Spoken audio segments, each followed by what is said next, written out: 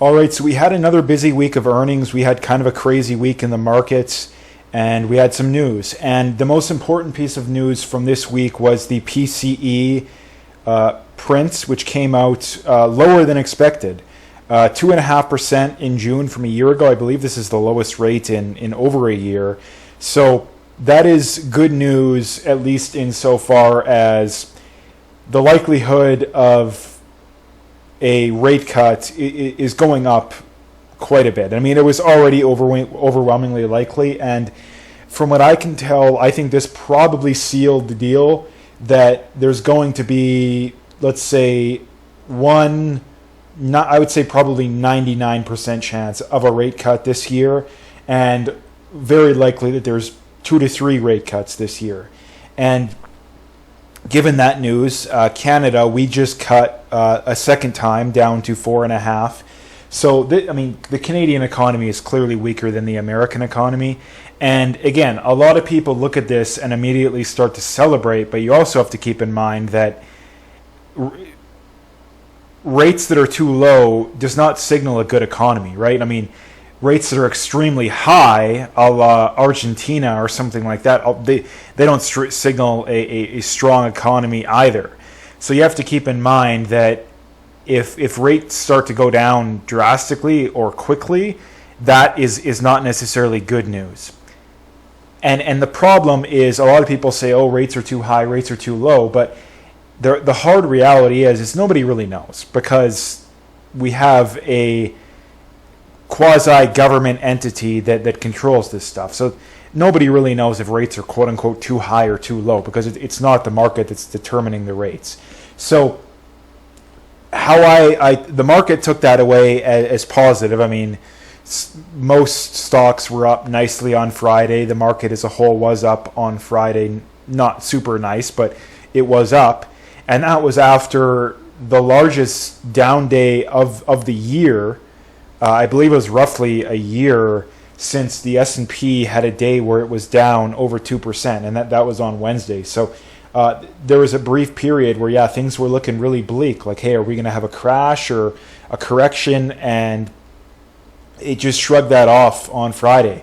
And we were still down on the week. I mean, the S&P was still down about 1%. The NASDAQ was down a couple percent. But that's nothing out of the ordinary. Like, that's nothing to be concerned about. So this is the first time, honestly, that again, just my opinion. I could be wrong very easily. I'm not an expert, and even if you are an expert, it's not like you can predict this stuff. I'm fairly confident that I don't think we're going to see a major correction in the markets this year, because if we would have seen it, we probably would have seen it by now. Now, you also have to keep in mind that, again, everybody knows that there's going to be a rate cut. Like, everybody knows that at this point. So chances are we're going to see a sell the news event. So when we get that rate cut, or when the Fed announces, yep, we're cutting rates, I wouldn't necessarily be all over stocks.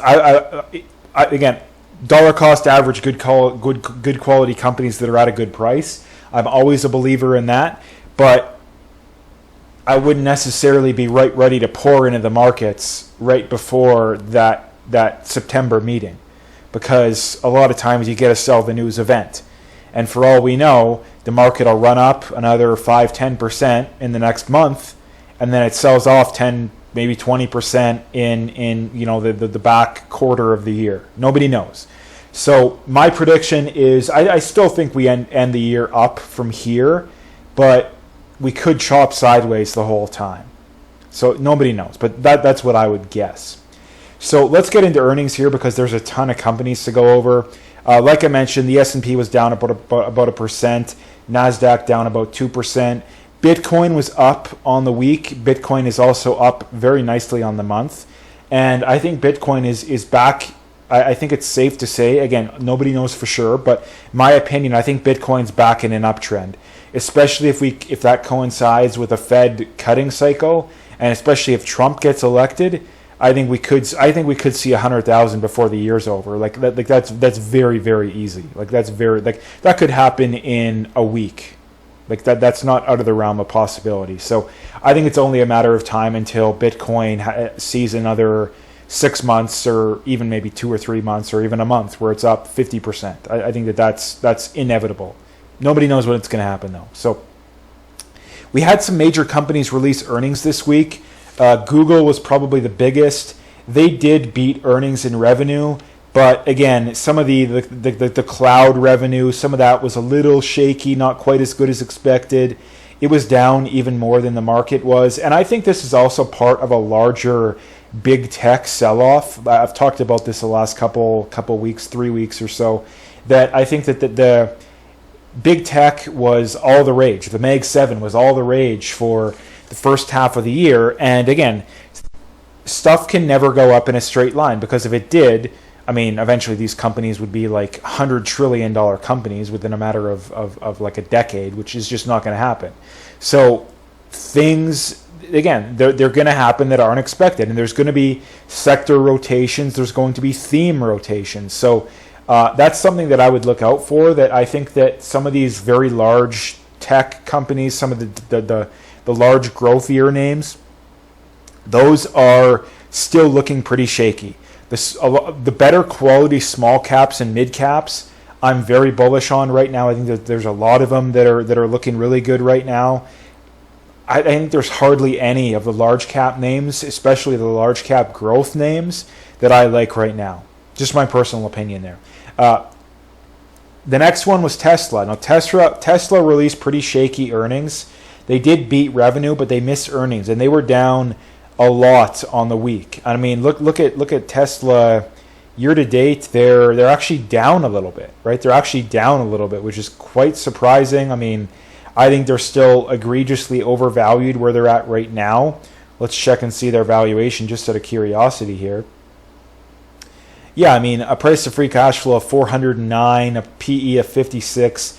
That's just way too expensive, right? That's way too expensive. Even if you're going on a PE basis, I think you'd still be hard-pressed to argue that they're worth 25 PE. I would probably pay 15, maybe upwards of 20. So they got to come down at least 50%, probably below $100 a share before I would be interested. Again, just my personal opinion. But again, a lot of people, another reason that a lot of the big tech names are selling off is the AI hype, the artificial intelligence hype, is losing steam. And again, the big argument for Tesla for the longest time, and still is you'll point out that, again, car companies are typically not good investments, but what do you always hear? It's, my self-driving. And it's like, okay, that might be true, but the chances that that's going to happen on the timeline that they expected is very low. And I think that that's starting to come to fruition when it comes to a name like Tesla. So let's get into the other companies here. Nucor, again, they're one of the steel producers. I think Steel Dynamics is better, but I think that they're still one of the better ones. They did beat earnings and revenue. The next one is NXPI. They released fairly shaky earnings. The earnings were in line with estimates, but they did lower guidance, and that caused them to be down on the week. So I do like NXPI, though. If you could get them for a good price, I definitely would be a buyer. They're one I definitely have on a watch list. W.R. Berkley, they're an insurance company. I have them on a watch list. I haven't pulled the trigger, but from what I can tell, I think they're a pretty solid company. So again, I'm keeping an eye on them. AOS, the earnings and revenue were both basically right on. They sold off on that news, but again, they finished the week up, which I like. I like this company. I have started dollar cost averaging into them. Do I think that they're maybe a tiny bit overvalued where they're at right now? But I think that they're a very solid company. They're arguably a little bit overvalued where they're at right now. If you were to get in, I probably would wait a little bit, but I think they're a very solid company, which is why I've very slowly started to buy them. Coca-Cola, again, I do not have a position just because I think they're a little too expensive, but if the price ever was right, I probably would pull the trigger. They did beat earnings, and they raised guidance. And again, they were up nicely on the week on that news, so congrats if you're a Coca-Cola owner. Freeport-McMoRan, Again, one of the biggest, if not the biggest, copper producers. They did beat earnings and revenue. They were down slightly on the week, basically chopped sideways. Lockheed Martin beat earnings and revenue and raised guidance. They were up very nicely on the week, obviously on that news. Again, do not have a position. I would consider it if it was for the right price. I just think they're too expensive. MSCI, they did beat earnings and revenue. They were up very nicely on the week, although they did sell off after that earnings news. But a very, very solid company. I think MSCI is an amazing company.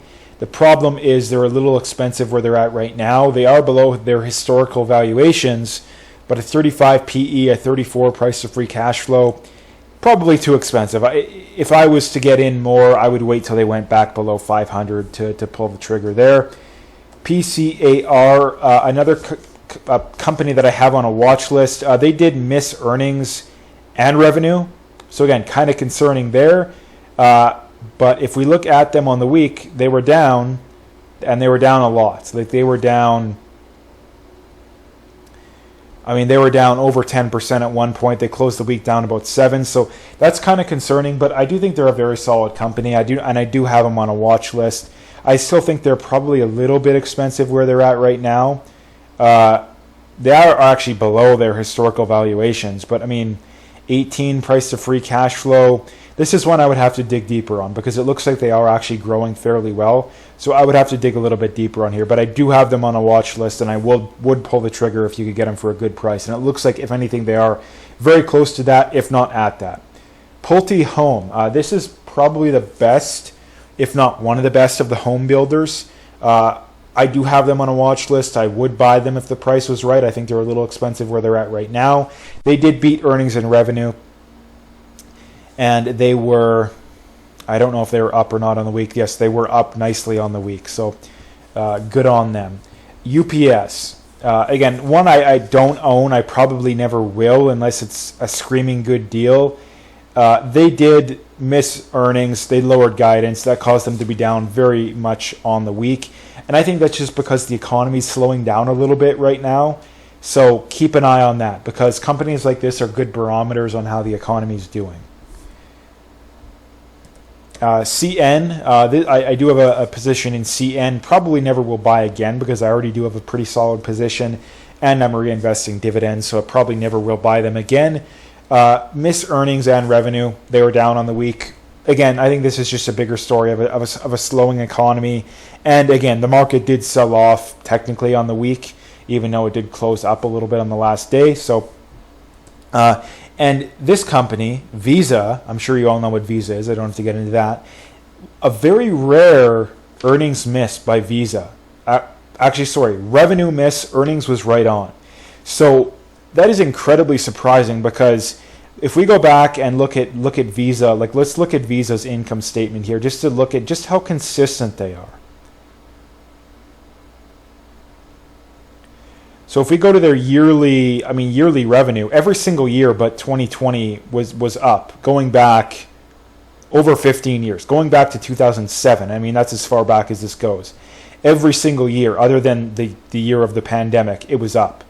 If we look at earnings, earnings is very close to that as well. It looks like they had a down year in 2016. But Visa is a growth, again, they're not like a high growth, but a growth machine. Like you can basically pencil them in. They're going to have more revenue, more earnings than they did the prior year. So I'm kind of surprised there. Am I concerned medium term? No. Long term, possibly, because I think that competition could bring challenges to them. But in the medium term, like the next 5 years, I think they're going to be okay. So I do have a pretty good sized position. I'm not selling. I'm just reinvesting dividends. Nothing will change my mind there. ALLE. This is a company I like as well. It was up nicely on the week. They did beat earnings and revenue. I do have a small position. I'd love to get a larger position. They are debatably expensive where they're at right now. They are below all their historical valuations. So I am still slowly dollar cost averaging, but they are bordering on expensive. So you'd have to keep an eye on them. Amphenol, another company this company is probably almost 10% of my portfolio. I probably won't buy because I'm just reinvesting dividends. Again, very unlikely I ever buy again. The main reason that it's so much is that I bought it at like $70 or $75 a share pre-split. So my cost basis is like $35. So I'm up like almost 100% on it. That's why it's so much. Again, very, very good company. If you could get it for a good price, this one's a no-brainer if you don't have a position in it. They did beat earnings and revenue. AT&T, again, this is a classic example of a dividend trap, if you ask me. I would never buy it, but I do watch it because there's a lot of people that like it because it has a 6% dividend or whatever it is. Missed earnings, beat revenue. They're actually up on the week, which is kind of surprising. Boston Scientific, this is one I might pull the trigger on if the price was ever right. It's just too expensive where it's at right now. They did beat earnings and revenue, although they were down on the week, which is a little surprising. But I think that they sold off more or less on the growthier sell-off. Lennox International, this is another company that I would buy if it was a good price. It's too expensive where it's at right now. They did beat earnings and revenue, and they were up on the weeks. ODFL, this is a very good company. I do have a small position in. They kind of had a roller coaster week. They were up and they were down, and they're back down again. So they did release good earnings. They did beat earnings and revenue. They were up on the week. Again, this is another example of a company that if you can get them for a good price, you definitely want to pull the trigger. Chipotle, this is a company that's done extraordinarily well over the last handful, like year, 3-year, 5-year period. They did beat earnings and revenue, but they were down on the week. So I think they lowered guidance a little bit. And I know that they lowered guidance. And I think that that's mainly due to the fact that when you look at the economy as a whole, when you look at the amount of money people have available, that's going down a little bit. And when that goes down, usually one of the first things that people cut out is eating out. And I think that is what is hurting something like a Chipotle. Carlisle Companies, this is one I do have a very small position in. If I could get it for a good price, I might buy it again. They did beat earnings and revenue. Solid company. Keep it on a watch list if you ask me. GGG, Graco, this is one I'm dollar cost averaging right now. They did beat earnings and revenue. Another solid company that I do like for the long term. KLAC, this is a semiconductor name and one that if you could get it for a good price, I probably would buy. It's just always way too expensive, so I've never actually gotten a position in it.